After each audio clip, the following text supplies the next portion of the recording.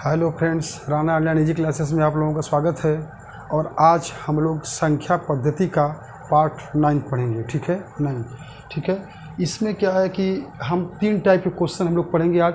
ये अभाज्य संख्या यानी प्राइम नंबर से रिलेटेड क्वेश्चन है जो हमेशा एग्जाम में पूछे जाते हैं। प्राइम नंबर, अभाज्य संख्या, जैसा कि हम आपको पहले ही वीडियो में हम आपको बता चुके हैं, नंबर सिस्टम पढ़ाने में ही हम आपको बताए भी हैं इसमें किसी वीडियो में कि नंबर की अभाज्य संख्या क्या होते हैं।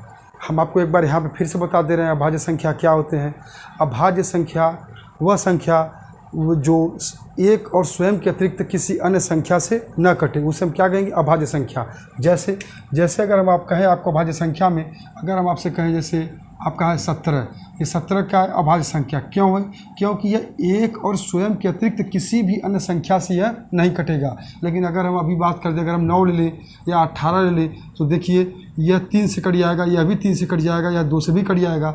मतलब अभाज्य संख्या यही है कि जो खुद से कटे, स्वयं से कटे, उसी को हम अभाज्य संख्या यानी प्राइम नंबर बोलते हैं। क्या बोलते हैं? प्राइम नंबर, अभाज्य संख्या। ठीक है, तो चलिए हम लोग चूँकि चलते हैं, सबसे पहले ये फर्स्ट टाइप के क्वेश्चन यानी इससे रिलेटेड जो क्वेश्चन बनेंगे। पहली बात तो ये है कि पहला क्वेश्चन ये कहेगा कि जांच करें कि कोई संख्या अभाज्य संख्या है या नहीं है। पहला क्वेश्चन तो ये है। ठीक है, आपको चेक करना रहेगा कि कोई इस नंबर आपको दे देगा और कहेगा कि अभाज्य संख्या है या नहीं है। जैसे हम आपसे कह दें कि 173, कहें यह अभाज्य संख्या है या नहीं है। अब आपको ये बताने पड़ेंगे। ठीक है, कि कैसे आप बताएंगे कि यह अभाज्य संख्या है या नहीं है। चूँकि आप अब डिवाइडेशन देंगे, आप कहेंगे हम भाग देंगे, अब आप 2 से देंगे, 3 से देंगे, 4 से देंगे, आते आते कहीं यह संख्या डायरेक्ट 19 से कट गई, 23 से कट गई, या 39 से कट गई, है ना, या 31 से कट गया, ये आपको पता नहीं है। अब हो सकता है आते आते किसी संख्या से कटी जाए, तो अब आप इतनी संख्याओं से कब तक भाग देंगे? अब तब तो आपके लिए बहुत लंबे प्रोसेस हो जाएंगे। तो इसके लिए हम लोग पढ़ेंगे कि आखिर कैसे हम लोग जानेंगे कि कम समय में कि जो है कि ताकि टाइम भी मैनेज हो जाए, अब अभाज्य संख्या ये है या नहीं है। दूसरा क्वेश्चन कहेगा किसी संख्या के गुणनखंडों की संख्या ज्ञात करना। किसी संख्या के गुणनखंडों की संख्या ज्ञात करना। जैसे कोई भी संख्या हो, हम आपसे संख्या कह दें 20 है, या संख्या 20 है, कह दें 20 के गुणनखंडों की संख्या बताइए कि इनमें गुणनखंडों की कुल कितनी संख्याएँ हैं। यह एक क्वेश्चन, तो ये इसमें क्वेश्चन बनेगा ये। ठीक है, इसी तरह आपसे कह दे उत्तर प्रदेश एसआई में बना हुआ है क्वेश्चन कि 60, क्वेश्चन ये बना हुआ था 60 के गुणनखंडों की संख्या कितनी है। ये उत्तर प्रदेश एसआई क्वेश्चन में यह 60 वाला पूछा गया है इसलिए। ठीक है, और ये जो क्वेश्चन है अभाज्य गुणनखंडों की संख्या ज्ञात करना, ये लगभग मैक्सिमम एग्जाम में पूछे गए हैं। ये हर एग्जाम में लगभग उत्तर प्रदेश अधीनस्थ सेवा चयन आयोग बोर्ड में पूछा गया है। यहाँ तक कि समीक्षा अधिकारी के एग्जाम में भी ये क्वेश्चन पूछे गए हैं। और आपके जो है बीईओ के जो एग्ज़ाम होने वाले हैं, खंड शिक्षा अधिकारी, उसमें ये क्वेश्चन आ भी सकता है। और टेट वेट में भी ये काफ़ी पूछे गए हैं, और एसआई के एग्ज़ाम में भी इसमें से काफ़ी क्वेश्चन बने हैं। ठीक है, तो ये तो बहुत ही इंपॉर्टेंट है। हालांकि क्वेश्चन तो बने तीनों में से हैं, लेकिन ये कुछ ज़्यादा ही संख्या में पूछा गया है। इसमें क्वेश्चन कैसे आएंगे? जैसे आपसे कह दें 4 के पावर 11 इंटू 5 के पावर 7। ठीक है, इसी तरह जो है, जैसे 5 के हमको 7 के पावर 5 कर दें, ज़्यादा बेहतर रहेगा। ठीक है, अब इससे 7 के पावर 5, अब इसी में हम एक आगे नंबर हम और बढ़ा लेते हैं। जैसे कह दें 11 की पावर 3, कह दें इसी में 11 के पावर 3। अब हम कह दें कि इसमें अभाज्य गुणनखंडों की संख्या कितनी होगी। देखिए ये 3 क्वेश्चन 3 तरह से हमसे पूछे गए हैं। 3 क्वेश्चन। फर्स्ट कहता है कि जांच करें कि कोई संख्या अभाज्य संख्या है कि नहीं। संख्या में बहुत संख्या आ जाएंगी, जैसे 173 हो गया। हम आपसे कह दें अभी 173 के बाद 361 को ही कह दें कि यह संख्या अभाज्य संख्या है कि नहीं है, आप इसके बारे में बताइए। अगला कह दें हम 437 को कह दें यह संख्या अभाज्य संख्या है कि नहीं है, हम इसके बारे में चर्चा कर लें। इसी तरह यहाँ पे 20 है, 60 है, अन्य कुछ भी आप रख लीजिए, 240, 800, 500, 1000, 2000, जो भी रखना हो आप इसमें कोई भी संख्या रख लीजिए। इसी तरह अभाज्य गुणनखंडों की संख्या इसमें इस क्वेश्चन में ज्ञात करना है। इसी तरह क्वेश्चन आप कुछ भी लिख सकते हैं, जैसे हम कह दें 20 × 25 × 17। अब हम यही कह दें कि इस संख्या में अभाज्य गुणनखंडों की संख्या कितनी होगी। इसके गुणनखंडों में अभाज्य गुणनखंडों की संख्या कितनी होगी। ठीक है, अभाज्य गुणनखंडों की संख्या कितनी होगी। तो देखिए क्वेश्चन इस तरह से हमसे पूछे गए हैं। ये 3 टाइप के क्वेश्चन अभाज्य गुणनखंड पे हैं। तो इसके लिए सबसे पहले आपको जानना यही है कि अभाज्य संख्या होते क्या हैं। अभाज्य संख्या यानी प्राइम नंबर। प्राइम नंबर क्या होते हैं अभी हमने आपको बता दिया। ठीक है, अब आगे चलते हैं। चलिए, तो अब हम एक फर्स्ट क्वेश्चन जांच करके कोई संख्या अभाज्य संख्या है या नहीं है, तो पहले हम लोग इसी को सॉल्व कर देते हैं, इसी को कर देते हैं। चलिए हम इसको 20-60 को यहाँ पे मिटा देते हैं अभी, क्योंकि अभी इसको सॉल्व करने के लिए। तो देखिए, जैसे ही आपसे कहेगा कि कोई संख्या अभाज्य संख्या है कि नहीं है, अगर आपसे कहे कि 173 अभाज्य संख्या है कि नहीं है, ठीक है, तो आप तुरंत क्या करेंगे कि किसी ऐसे संख्या का स्क्वायर ढूंढेंगे, किसी ऐसे संख्या का स्क्वायर जो 173 से थोड़ा ज़्यादा आ जाए, 173 से थोड़ा ज़्यादा हो जाए। तो हमने आपको पहले ही क्लास में जब हमने मैथ पढ़ाने के लिए हमने स्टार्टिंग किया था, हम आपको उसी समय बताए थे कि देखिए आप लोगों को स्क्वायर और क्यूब याद होने चाहिए। हम उम्मीद करते हैं कि लगभग आपको स्क्वायर याद भी होंगे। तो आप सोचिए कि 173 के पास हम अगर जाते हैं तो इसके नियरेस्ट में स्क्वायर देखें तो एक 13 का स्क्वायर अगर हम करते हैं, 13 का स्क्वायर तो क्या होता है 169, 13 का स्क्वायर 169, जो 173 से कम हो गया, तो हम इसको लेंगे नहीं। लेकिन हम जैसे ही देखते हैं, हम यहाँ पर लेते हैं 14 का स्क्वायर, तो 14 का स्क्वायर क्या होता है 196, जो 173 से अधिक हो गया, ठीक है।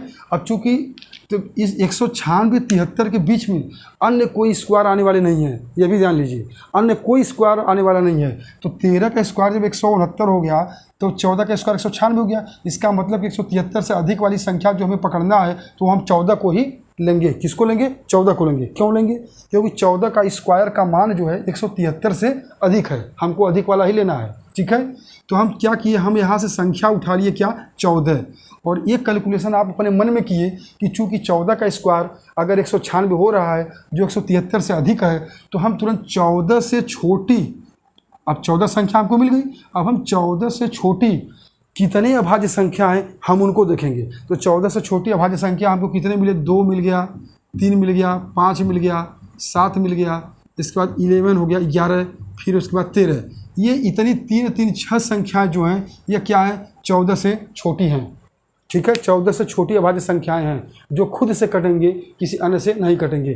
तो अब सोचिए कि ये 2 3 5 7 11 13 का हम इन संख्याओं से 173 में भाग देंगे। अगर इसमें से कोई भी एक भी संख्या अगर 173 को पूरी तरह विभाजित कर दिया, तब तो यह अभाज्य संख्या नहीं होगा। अगर ये पूरे संख्या कोई भी संख्या 173 को विभाजित नहीं कर पाया, तो समझ ले कि यह अभाज्य संख्या है, ठीक है। अगर हमने क्या कहा कि अगर ये 2 3 5 7 11 13 ये संख्याएं अगर 173 को, इनमें से कोई भी एक संख्या 173 को अगर पूर्णतः विभाजित कर दिया, तो समझ लीजिए कि 173 क्या है, अभाज्य संख्या नहीं है। अगर विभाजित नहीं किया, कोई भी संख्या विभाजित नहीं कर पाया इनमें से, तो समझ लीजिए यह अभाज्य संख्या है। तो हम भाग देते हैं। देखिए 2 से हम भाग देंगे तो देखिए विषम संख्या है, 2 से भाग ऐसे ही नहीं जाएगा, कटेगा नहीं। 3 से भाग देंगे, 3 से भाग देने का एक नियम है कि हम इन संख्याओं को आपस में जोड़ देते हैं। योगफल अगर 3 से कट गया तो समझिए 3 से भाग चला जाएगा। तो देखिए हमने 1 और 7 को जोड़ा 8, 8 में 3 जोड़ा 11, 11 में हमने 3 से भाग दिया तो भाग नहीं जाएगा, ठीक है। तो कैसे भी भाग नहीं गया, शेषफल बच गया, कटा नहीं, तो मतलब 3 से भी नहीं जाएगा।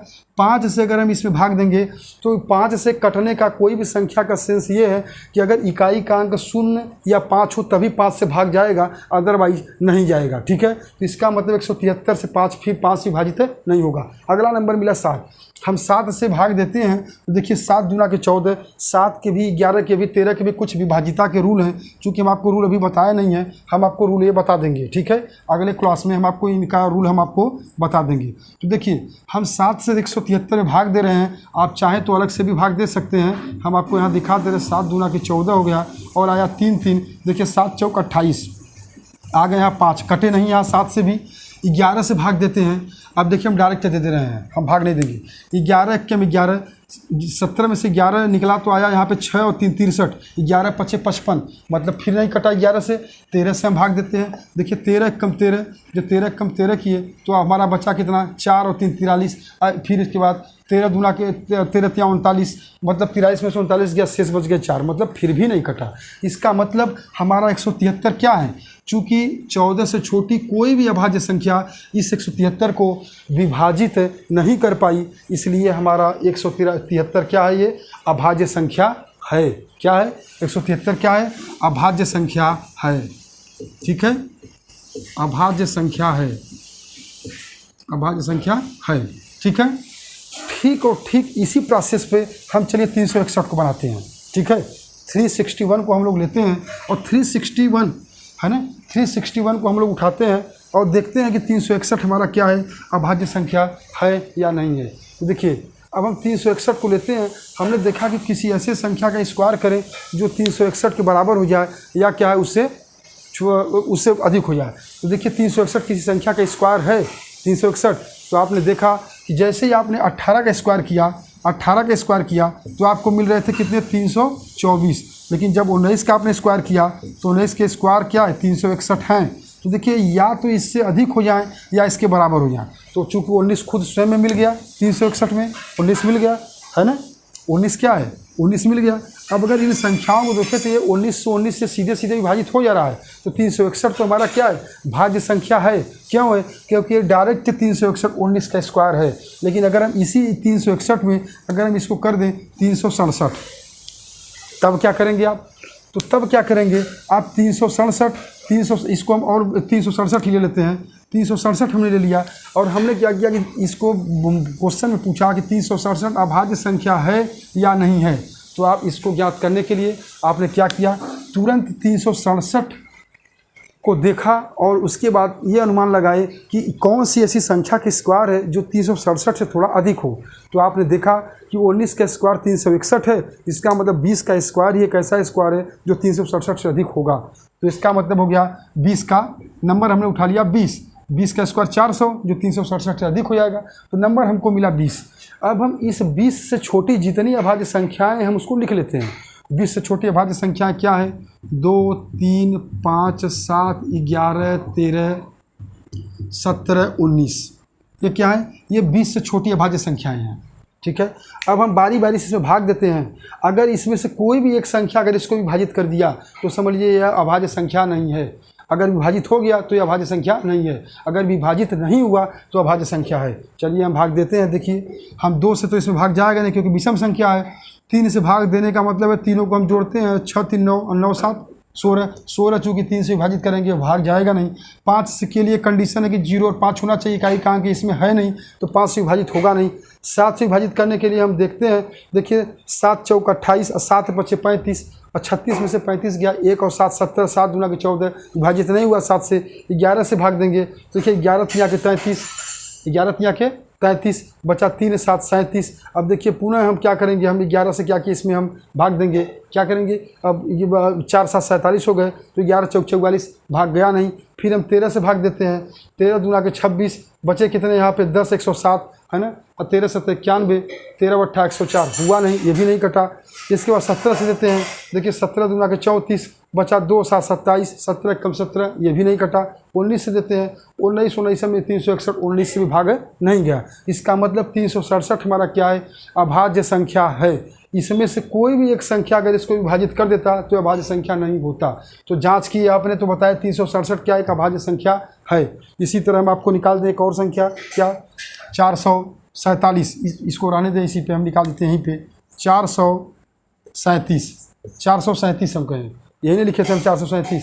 अब कहें 437 अभाज्य संख्या है या नहीं है, इसके लिए आप क्या करेंगे, देखेंगे 437 के पास में मतलब इससे थोड़ी सी अधिक किस संख्या का स्क्वायर का मान आता है। तो जैसे ही आपने 400 देखा तो 400 देखने का मतलब 20 का स्क्वायर 400, उस 20 के आगे तुरंत आपने बढ़ा 21 का स्क्वायर होता है 441। तो आपने संख्या तो आपको मिल गया 21। अब आप 21 से छोटी सभी अभाज्य संख्या को लिख लीजिए। 21 से छोटी सभी अभाज्य संख्या यही हैं सब, क्या है 2 3 5 7 11 13 17 और 19, ये क्या है, ये सारे अभाज्य संख्या हैं। 437 में आप भाग दे दीजिए, 2 से भाग जाएगा नहीं, 3 से भाग जाने की कंडीशन 4 3 7 7 14, 3 से भाग कटा नहीं। 5 के लिए कंडीशन है 0 5, 5 से कटेगा नहीं। 7 से भाग देने के लिए 7 अक्षंग 42, 43 में से 42 का 1 और 7 17, 7 दूना के 14 कटेगा नहीं। 11 से भाग दीजिए, देखिए 11 तिया 33 है ना, बचा कितना, जब 11 तिया 33 हो गया तो 9 7 97, 11 8 88, 11 से कटा नहीं।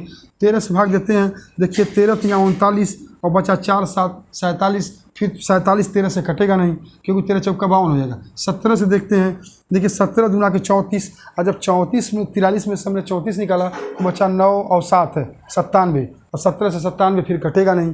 19 से भाग देते हैं, देखिए 19 दूना के 38, बचा 5 7 और 19 से 57। 19 से यह संख्या विभाजित हो गया कि किससे विभाजित हो गया? 19 से यह संख्या विभाजित हो गया। जब 19 से 437 विभाजित हो गया, इसका मतलब 437 क्या है? अभाज्य संख्या नहीं है। अभाज्य संख्या क्या है? नहीं है। आप समझ गए ना? इसमें से कोई भी एक संख्या विभाजित कर दिया तो समझ लीजिए अभाज्य संख्या नहीं है। समझ गए आप?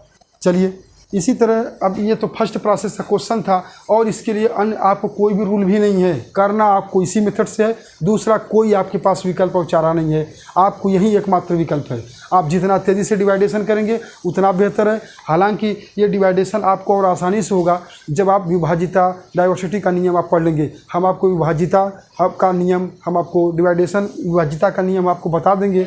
वो अब क्या कि आप 19 से 21 तक आपको संख्या विभाजिता का रूल हम बता देंगे, जिससे कि आप देखते ही संख्या को बता देंगे कि यह 17 से विभाजित होगा कि नहीं। हम आपको रूल नेक्स्ट क्लास के नेक्स्ट वीडियो में आपको ये सब पढ़ा देंगे। ठीक है, चलिए, तो ये फर्स्ट प्रोसेस, फर्स्ट रूल आपने पढ़ लिया। हम आपको सेकंड प्रोसेस, सेकंड क्वेश्चन का हम आपको रूल बताने चल रहे हैं कि सेकंड वाले में आप क्या करेंगे।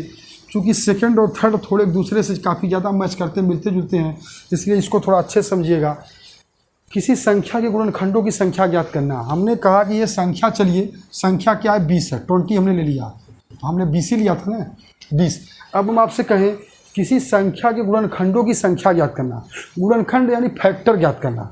ऐसे कितने संख्याएं हैं जिनसे विभाजित करने पे 20 विभाजित हो जाएगा?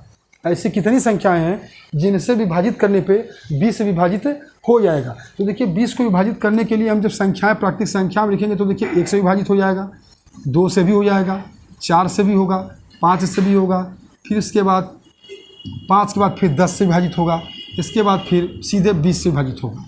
ठीक है, सीधे 20 से विभाजित होगा। तो अब क्वेश्चन में कहा है कि 20 संख्या के गुणनखंडों की संख्या क्या होगी? तो आप डायरेक्ट उत्तर बताएंगे कि ये गिन लेंगे इसको, तो टोटल आगे कितने? 6। तो आंसर होगा कितने? 6। बस इसमें इतना करना है। कहा किसी संख्या के गुणनखंडों की संख्या ज्ञात करना। और जैसे ही आपने देखा कि 20 से छोटी या 20 तक कितनी ऐसी संख्याएं हैं जो 20 को विभाजित कर दे रही हैं, वहीं उसके फैक्टर यानी गुणनखंड होंगे। गुणनखंड का मतलब ही यही होता है, हम आपको एचसीएफ एलसीएम में बताए भी हैं। तो गुणनखंड का मतलब यही होता है। तो आपने देखा कि ये सारी संख्या इसको विभाजित कर दिया, तो विभाजित जब करेंगे तो इनकी संख्या कितनी है? तो इनकी संख्या आपने गिना तो कहा 6 है। लेकिन अब बात ये है, ये तो 20 तक संख्याएँ थी, आपने इसको गिन लिए। लेकिन अगर ये संख्याएँ आपसे कह दे 500 हो, 600 हो, 450 हो, 800 हो, तो क्या करेंगे? तो इतनी बड़ी संख्याओं के लिए ऐसे नंबर से लिखना तो बहुत कठिन बात हो जाएगा। तो हम लोग इसी प्रोसेस को, इसको जो है दूसरे हिसाब से करने लगेंगे, दूसरे साइड से, ताकि आपको बड़े बड़े संख्या या तो भी आप कर सकते हैं। जब आपसे कहे कि संख्या 20 में गुणनखंडों की संख्या कितनी होगी, तो आप तुरंत 20 का फैक्टर यानी गुणनखंड निकाल दीजिए। गुणनखंड देखिए कैसे निकाले थे, ऐसे 2 से आपने भाग दिया आया 10, 2 से आपने पुनः भाग दिया आया 5, 5 से आपने पुनः भाग दिया आया 1। आ गए? ये गुणनखंड क्या मिले आपके? 20 के गुणनखंड आपको क्या मिले? 2 × 2 × 5। इसका मतलब क्या हुआ? मतलब 2 की पावर 2 × 5, मतलब 2 घाते 2 × 5। 5 के पावर में 1 क्या है? छिपा है। अब बस यही आपको ध्यान देने की बातें हैं कि जब आप 2 की घाते 2 × 5 घाते 1 बना लिए हैं, तो गुणनखंडों की संख्या ज्ञात करने के लिए इनके घात में हम 1 अपने मन से जोड़ लेते हैं। एक क्या करते हैं? अपने मन से जोड़ लेते हैं। तो हमने इनका घात यहाँ 2 था, तो 2 में हमने 1 जोड़ा, लिख दिया हमने 3। अब 5 की पावर यहाँ 1 था, 1 में हमने 1 जोड़ दिया, हो गया कितने? 2। अब देखिए 3 × 2 हमने कर दिया, हो गए 6।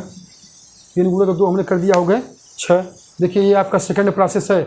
ये तो 20 तक संख्याएं थी, हमने आपको डायरेक्ट लिख के हमने गिन के बता दिया, लेकिन आपको करने इसी से हैं, क्योंकि अगर ये नहीं आया तो फिर बड़े संख्याओं को निकालना आपके लिए संभव नहीं होगा और क्वेश्चन 100% आप गलत करेंगे। ठीक है, इसीलिए हम लोग आपको इसको पढ़ाते समय हम संख्या पद्धति पढ़ा रहे थे, इसीलिए हमने एलसीएम एचसीएफ स्टार्ट कर दिया, ताकि एलसीएम एचसीएफ में आप इस मेथड को, ये सब आप जानते रहें कि फैक्टर कैसे निकाला जाता है। ठीक है, तो अगर आपको फैक्टर निकालने आ रहा हो तो कृपा करके एलसीएम एचसीएफ का आप वीडियो आप देख लें। ठीक है, सर्च करके देख लें, राना ऑनलाइन ईजी क्लासेस में आप जा करके आप टाइप करके आप एलसीएम एचसीएफ का वीडियो एक बार देख लें। ठीक है, चलिए अब आगे क्या है। अब हम देखिए इसमें हमारे क्या निकल के आगे, 20 में गुणनखंडों की संख्या 6। इसी तरह से अगर हम आपसे कहें कि कोई संख्या, और जैसे हम आपसे ले लें 30 ही ले लें, हम आपसे ले लें 30। क्वेश्चन में हम आपसे कर दें कि 30 हम लेते हैं और कहें कि इसमें गुणनखंडों की संख्या कितनी होगी 30। तो देखिए 30 में गुणनखंडों की संख्या कितनी होगी, तो 30 को कितने नंबर विभाजित कर सकते हैं हम लिखते हैं। एक तो 1 करेगा, 2 करेगा, 3 करेगा, 3 के बाद 5 करेगा, फिर 6 भी कर 6 के बाद 10 करेगा, फिर 15 करेगा और 30 एक स्वयं करेगा 30 को विभाजित। इतनी ऐसी संख्याएं 30 के अंतर्गत हैं जो 30 को विभाजित कर देंगे, यानी भाग देंगे तो 30 पूरी कट जाएगा, है ना। तो इन्हीं संख्याओं को गिन लीजिए, 3 3 6 और 2 8, मतलब इसमें संख्या को कितनी आ गई 8। मतलब संख्या 30 के गुणनखंडों की संख्या कितनी होगी 8 होगी। लेकिन हमको चूंकि ये प्रोसेस करना नहीं है, हम तो आपको बस ऐसे ही दिखा रहे थे कि आप यह जानते रहें कि ऐसे ही होता है, लेकिन हम लोग इसको नहीं करेंगे। अब हम लोग करेंगे क्या, 30 का पहले खंड करेंगे। खंड भी आप चाहें तो आप डायरेक्ट भी कर सकते हैं, जैसे हम डायरेक्ट कर दिए 2 गुणे के 3 गुणे के 5 हमने डायरेक्ट कर दिया, 2 गुणे के 3 गुणे के 5 हमने डायरेक्ट कर दिया। आपको अगर ऐसे नहीं करने आ रहा है तो आप ऐसे भी कर सकते हैं। 30 का खंड ऐसे 2 से किए आप आया 15, 3 से कर दिए आया 5 और 5 से किए आया 1। सीख रहे हैं तो आप इसी तरह करिए, फिर करके इस रूप में ऐसे लिख दीजिए, ठीक है। धीरे धीरे जब इस तरह से 4-6 क्वेश्चन करेंगे फिर डायरेक्ट करने खुद आ जाएगा आपको, अगर टेबल अच्छे से पता होगा तो, ठीक है। तो अब देखिए हमने कहा कि इसके ऊपर 1 छिपा, इसके ऊपर भी 1 छिपा, इसके ऊपर भी 1 छिपा है, ठीक है। हमने कहा था गुणनखंडों की संख्या ज्ञात करने के लिए हम सभी के घात यानी पावर में 1 अपने मन से ऐड कर लेते हैं। यहाँ 1 था, हमने 1 ऐड कर लिया तो आया 2, यहाँ भी 1 ऐड कर लिया आया 2, यहाँ भी हमने 1 था, 1 ऐड कर लिया आया 2। अब देखिए 2 2 या 4 2 या 8, यानी 2 दूना के 4 दूना के 8, यानी 8 आ गया, 8 आया। तो देखिए यहाँ भी आपने काउंट करके 8 निकाला था और यहाँ भी आपने काउंट करके 8 ही निकाला, समझ रहे हैं। इसी तरह हम ये संख्या 60 को लेते हैं, चूँकि 60 आपके एसआई के एग्जाम में पूछा गया है 60, इसलिए हम 60 को भी लेके आपको दिखा देते हैं कि संख्या 60 में गुणनखंडों की संख्या कितनी होगी। तो देखिए हम लेते हैं 60। अब हम चूँकि 60 को हम डायरेक्ट करेंगे, हम लिखेंगे नहीं क्योंकि संख्याएँ अब बढ़ेंगी, हम ज़्यादा संख्या बढ़ाएंगे नहीं। 60 को हमने लिया 2 गुणों के 2, 2 दूना के 4, 4 दूना के 8, है ना, 2 दूना के 4, 2 दूना के 4, 4 तिहाई 12 और 25 60, ठीक, डायरेक्ट हो गए। इसको हम किस रूप में लिख सकते हैं, इसको हम लिख सकते हैं 2 के पावर 2 इंटू 3 इंटू 5। क्यों 2 के पावर 2 किए, क्योंकि यहाँ 2 इंटू 2 था, इसके भी पावर 1 छिपा था, इसके भी पावर 1 छिपा था, बेस समान थे, इसलिए हमने घातों को जोड़ दिया।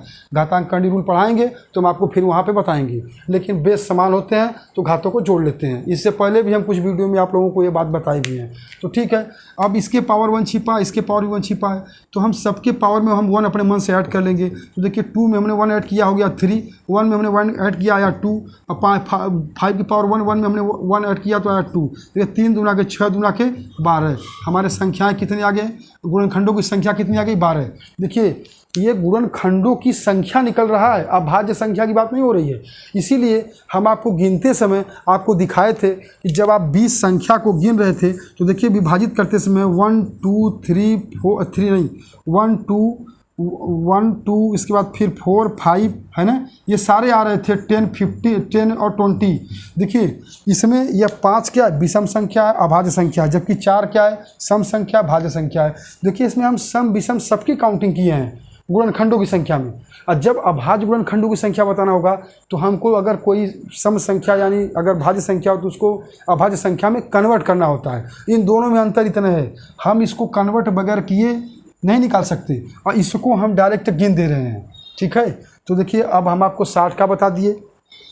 इसी तरह कोई भी बड़ी से बड़ी संख्या हो आप उसको आसानी से निकाल सकते हैं। बड़ी से बड़ी संख्या में और कोई संख्या जैसे हम आपसे ले लेते हैं, चलिए हम आपसे लेते हैं 485 ले लेते हैं, 450। कहीं इसमें आप गुणनखंडों की संख्या बताइए, तो 450 को आपने लिया। देखिए 450 का खंड आपको डायरेक्ट करने नहीं आ रहा है, अगर आपने ऐसे किए 2 से किए तो आ गया कितना 225। इसके बाद आपने 3 किया 2 तिहाई 6, 3 से आपने कर दिया 75 गुणे 5 गुणे 3 गुणे 5 गुणे 5, 2 तिहाई 6 3 18 25 90 और 90 9 पचे 45, 90 पचे 450। ऐसे आपको करने नहीं आया तो आप सीधे सीधे 450 का खंड इस तरह भी कर सकते हैं। आप पहले 2 से ले गए, आ गया 225, अब पुनः 3 से ले गए तो 3 7 21, 3 पचे 15, अब पुनः 3 से ले गए, देखिए आया 25, फिर 5 से आप काटे तो पाया 5, अब 5 से ले गए तो आया 1। देखिए वही बातें हैं, 2 गुणे 3 गुणे 3, 2 गुणे 3 गुणे 3, फिर देखिए 5 गुणे 5, 5 गुणे 5, है ना, मतलब एक ही है। तो आप इसी तरह से आप यहाँ पे कर दीजिए। अब इसके घात पे, इसके पावर पे आप पावर में देखिए यहाँ तो 2 है, 2 के पावर 1 है, छिपा है 1, 3 के पावर 2 हम कर दें क्योंकि ये 3 × 3 है, और वहाँ पे 5 के पावर 2 भी कर दें क्योंकि 5 × 5 है। हमने कहा कि आपको गुणनखंडों की संख्या ज्ञात करने के लिए सबके पावर में 1 अपने मन से हम ऐड कर लेते हैं। तो 1 में 1 जोड़ा 2, और 2 में हमने 1 जोड़ा आ गया 3, और 2 में हमने फिर 1 जोड़ा आया 3, 3 दूना के 3 3 का 9 दूना के 18, कितने संख्या हो गए 18, यानी 450 में गुणनखंडों की संख्या कितने निकल के आ गई 18। बात समझ गए। अब इसी तरह अब हम आगे बढ़ते हैं अपने थर्ड प्रोसेस अभाज्य गुणनखंडों की संख्या ज्ञात करने के लिए। ध्यान रहे कि हम लोग इसमें जब काउंट करते थे तो सबको काउंट कर लेते थे। अब अभाज्य गुणनखंडों की संख्या में ऐसे क्वेश्चन दे करके आपसे कह दे, इसी में क्वेश्चन आपसे ये भी कह दे कि 8 के पावर 20 जैसे कह दे, इसी में हम थर्ड क्वेश्चन लिख दे 8 के पावर 20 इंटू 15 की पावर 24। अब कह दे कि इसमें अभाज्य गुणनखंडों की संख्या बताइए, या इसी में क्वेश्चन और कुछ बढ़ा ले, जैसे कह दे अगर आपसे कि 17 के पावर 15 भी इसी में कर दे।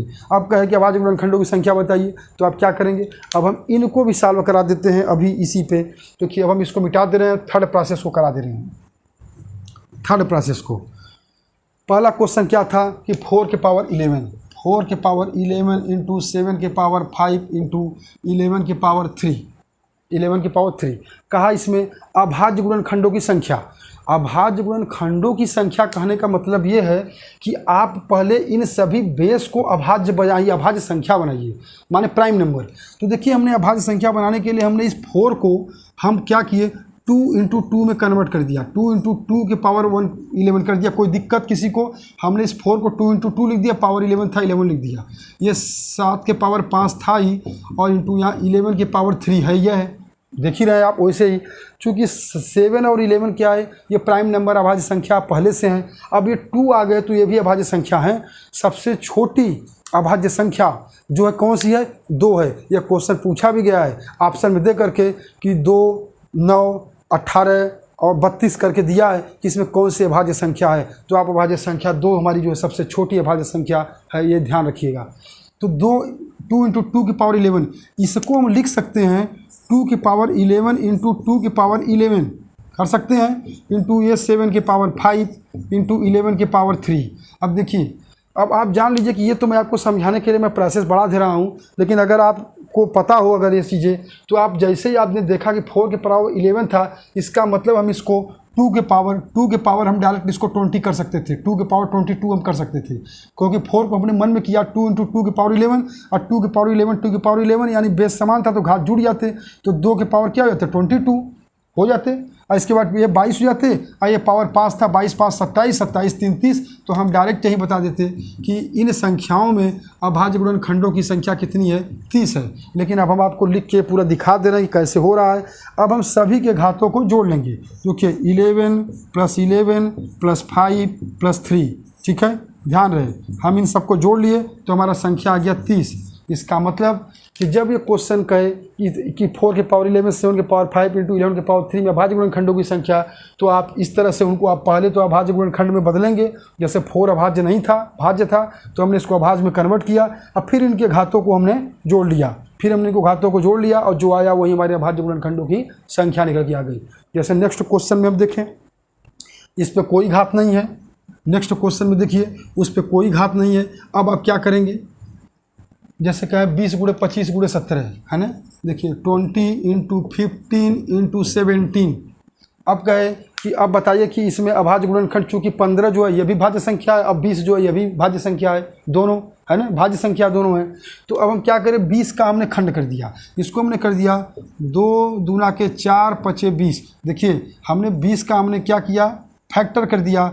फैक्टर करने का मतलब क्या है, खंड कर दिया। मतलब देखिए 2 2 5 ये तीनों क्या अभाज्य संख्या निकल गए, हमने 20 को अभाज्य संख्या के रूप में कन्वर्ट कर दिया, ठीक है। इसी तरह हम 15 को भी कन्वर्ट कर दें। अब हम इसको ऐसे नहीं बनाएंगे क्योंकि अभी इस पर हमको घात लगाना पड़ेगा। हम 15 को भी कन्वर्ट कर दें तो 15 को हम लिख सकते हैं 3 गुणे के 5। हमने 15 को 3 गुणे के 5 कर दिया, 15 को 3 गुणे के 5 कर दिया, ये गुणे यहाँ पे गुणे है, ये इंटू 17 मतलब 17 को खंड नहीं कर सकते क्योंकि ये पहले से क्या है, अभाज्य संख्या है, तो हम इसको नहीं परिवर्तित करेंगे, इसको डायरेक्ट हमने लिख दिया। अब यहाँ 2 इंटू 2 का मतलब क्या है, 2 के पावर 2 है ना। अब इसके बाद 5 इंटू 5 2 बार था तो 5 के पावर 2 इंटू 3 अकेले था तो 3 के पावर 1, 17 अकेले था 17 के पावर 1। अभाज्य गुणनखंडों की संख्या मतलब सारे बेस अभाज्य में बदल गए। अब हम जब अभाज्य में बदल गए तो अभाज्य गुणनखंडों की संख्या ज्ञात करने के लिए हम सभी घातों को जोड़ लेंगे। तो देखिए घातों को जोड़ लिए, 2 + 2 + 1 + 1, आप जोड़ लिए 2 2 4 2 6। अभाज्य गुणनखंडों की संख्या इसमें क्या निकल के आ गई, 6। क्या निकल के आए, 6। अगर आप यही प्रोसेस नहीं करते, आप डायरेक्ट करना चाहते थे तो आप यहीं से देख लिए कि आपने देखा मन में ही कि 20 का 2 इंटू 2 इंटू 5 होगा, तो यहीं पे आप 2 के पावर 2 इंटू आपने 5 कर लिया।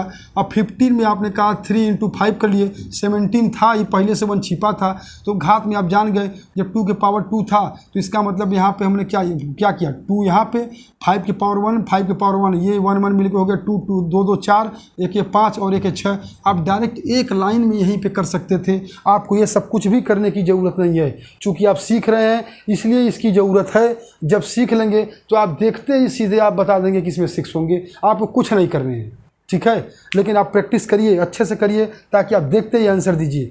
क्यों, क्योंकि एग्ज़ाम में हमेशा होता क्या है, जब आपको क्वेश्चन बनते हैं तो कुछ क्वेश्चन ऐसे होते हैं जो 2 सेकंड में सॉल्व होते हैं, कुछ क्वेश्चन ऐसे होते हैं जो आपके 40 सेकंड में भी सॉल्व होते हैं, कुछ ऐसे होते हैं जो 1 मिनट से ऊपर भी चले जाते हैं। तो आपको उनको जब कम्बिनेशन इनके सिस्टम को सही रखना है तो आप कुछ छोटे मोटे क्वेश्चन को देखते ही आप डायरेक्ट टिक कर देंगे, ठीक है, तब तो समझ लीजिए बेहतर है। नहीं तो आपके जो कुछ बड़े क्वेश्चन मिल जाएंगे वो आपका जो 1 मिनट के लिए मिल जाएगा बैलेंस करने के, तो आपका वो समय खींच देगा और आपकी क्वेश्चन छूटने लगेंगे। अगला क्वेश्चन हम ये देखते हैं, 8 के पावर 20 इंटू 15 के पावर 24 इंटू 17 के पावर 15। अब देखिए इसमें हम देखते हैं कि अब इसमें क्या करें। हमने देखा कि यह 8 जो है क्या अभाज्य संख्या, इसको अभाज्य में बनाना है तो 8 को हम क्या लिख सकते हैं, तो देखिए इसको 2 तरह से लिख सकते हैं, या तो 2 के पावर 3 के पावर 20 हम लिख दें, तो 2 के पावर 3 का वैल्यू 8 ही होता है, 2 के पावर 3 का वैल्यू 8 होता है और 8 के पावर 20 है ही, ठीक है। इसको तो एक रूप में ये भी लिख सकते हैं। दूसरे रूप में हम क्या लिख सकते हैं, हम अलग से दिखा दे रहे हैं। इस 8 को हम लिख सकते हैं 2 गुणे 2 गुणे 2 के पावर क्या है, 20 है।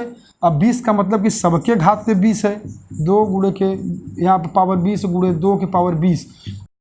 अब सबके बेस समान हैं तो घात क्या है, जुड़ जाएंगे, तो 2 2 2 सब पे बेस समान है, घात जुड़ गए, 20 20 40 20 60, तो 2 के पावर 60 बन गए, ये हो गए।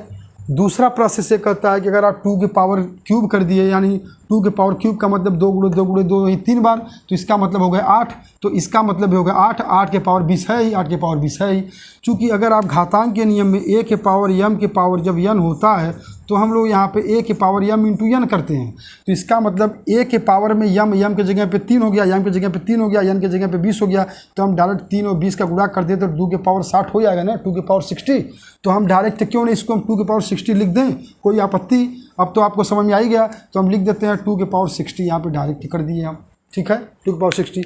15 को हम करें तो देखिए 3 गुणे के 5 रूप में टूटेगा, 3 गुणे के 5, चूँकि ये ब्रैकेट में होगा कितना 24, तो जब ब्रैकेट में 24 है तो हम ब्रैकेट को हटा देते हैं और दोनों पे हमने घात 24 हमने लगा दिया, बस काम खत्म हो गया। 15 17 के पावर 15 पहले से था ही। अब आपको अभाज्य गुणनखंडों की संख्या निकालने के लिए आपको क्या करना है, सभी घातों को जोड़ देना है। आप घातों को जोड़ दीजिए, 60 24 24 15, तो जोड़ दीजिए 60 + 16 60 + 24 + 24 + 15 यानी 15। आप इन सबको जोड़ दीजिए 60 24 24 24 24 48 48 60 108 15 123, माने इनमें अभाज्य गुणनखंडों की संख्या क्या मिली आपको, 123। अब आप चाहें तो आप डायरेक्ट यहाँ कर सकते थे, जैसे ही आपने देखा कि 2 के पावर 8 के पावर 20 था तो मतलब 2 के पावर 3 के पावर 20, यानी सीधे 2 के पावर 60, यानी यहाँ पे आपने 60 लिख लिया। यहाँ 3 गुणे 5 दोनों पे 20 20 आते हैं तो सीधे 60 + 48 अब +15 करके डायरेक्ट आप आंसर यहीं पे निकाल देते। ठीक है, तो देखिए तीन टाइप के क्वेश्चन जो बने हैं, इसमें से तीनों को हमने सामने करके हमने आपको इसलिए दिखा दिया ताकि आपके कन्फ्यूजन दूर रहे। तीनों का क्या मतलब है, तीनों में क्या क्या चीज़ मांगा जाता है और किस में क्या होता है। इसमें हमेशा घात में 1 जोड़ते हैं, इसमें कुछ नहीं, इसमें हमको अभाज्य गुणनखंड में अभाज्य संख्या में बदलना होता है, और इसमें हमेशा स्क्वायर के रूप में हम लोग आकर के उसके नियरेस्ट वैल्यू के पास पहुँचते हैं। ठीक है, तो आज की क्लास में बस इतना ही। नेक्स्ट क्लास में हम आप लोगों को अगला टॉपिक लेकर के हम आएंगे, विभाज्यता का रूल हम आपको पढ़ा देंगे ताकि आपको डिवाइडेशन करने में आसानी हो जाए। ठीक है, ठीक है, बहुत बहुत धन्यवाद आप लोगों को। Okay, bye.